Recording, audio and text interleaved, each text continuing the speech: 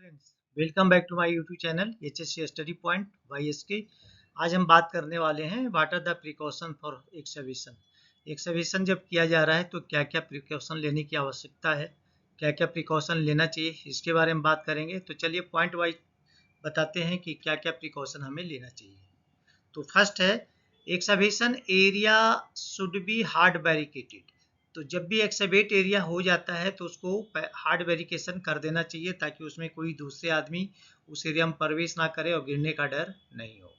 Next है, put sign board around the excavation. तो ये बहुत ही इंपॉर्टेंट पॉइंट है। साइन बोर्ड है जो एक्सकवेशन के चारों ओर लगाना चाहिए ताकि लोगों को मालूम हो कि यहाँ पे एक्सकवेशन किया हुआ है।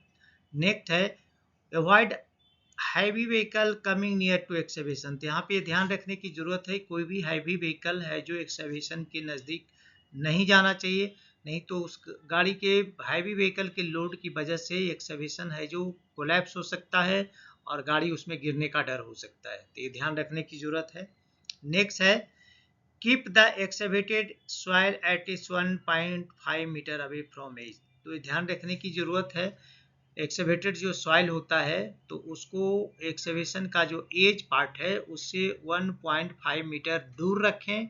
और अगर एक्सकवेशन के बाद डायरेक्ट अगर उसको डंपर में रख के ट्रांसफर आप ये कर देते हैं, हटा देते हैं तो और भी बेटर है। लेकिन अगर नियमतः अगर रखना है तो 1.5 मीटर दूर रखना है। नेक्स्ट है, excavated side should be slope to a safe angle.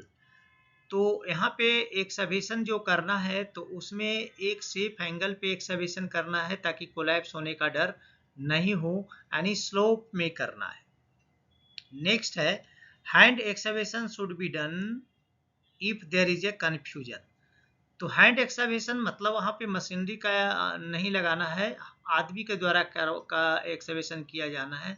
तो ये कब करना होता है, जब वहाँ पे कुछ कन्फ्यूजन हो। कन्फ्यूजन इन द सेंस कि वहाँ पे ड्राइंग में भी कुछ शो नहीं हो रहा है, तो ड्राइंग में शो नहीं होने पे कन्फ्यूजन बना हो कि यहाँ से कुछ पाइपलाइन गया है कि नहीं गया है। तो उस केस में अगर कन्फ्यूजन हो कि यहाँ से पाइपलाइन जा सकता है तो वहाँ पे हैंड एक्सकवेशन करना चाहिए ताकि वहाँ से जो पाइपलाइन यूटिलिटी पाइपलाइन जो क्रॉस किया है वो डिस्टर्ब नहीं हो, टूटे नहीं। नेक्स्ट है, never excavate in gaseous area और केबल प्लेसेस। तो यहाँ पे ध्यान रखना है कि जहाँ पे गैसियस एरिया है या जहाँ पे केबल प्लेसेज है उसको एक्सकवेट नहीं करना है। हालांकि ये सारे चीज ड्राइंग में दिए रहते हैं कहाँ से क्या लाइन गया है, फिर भी ये ध्यान रखने की जरूरत है कि जहाँ पे गैसियस एरिया है, केबल प्लेस है, वहाँ पे एक्सकवेट नहीं करना है।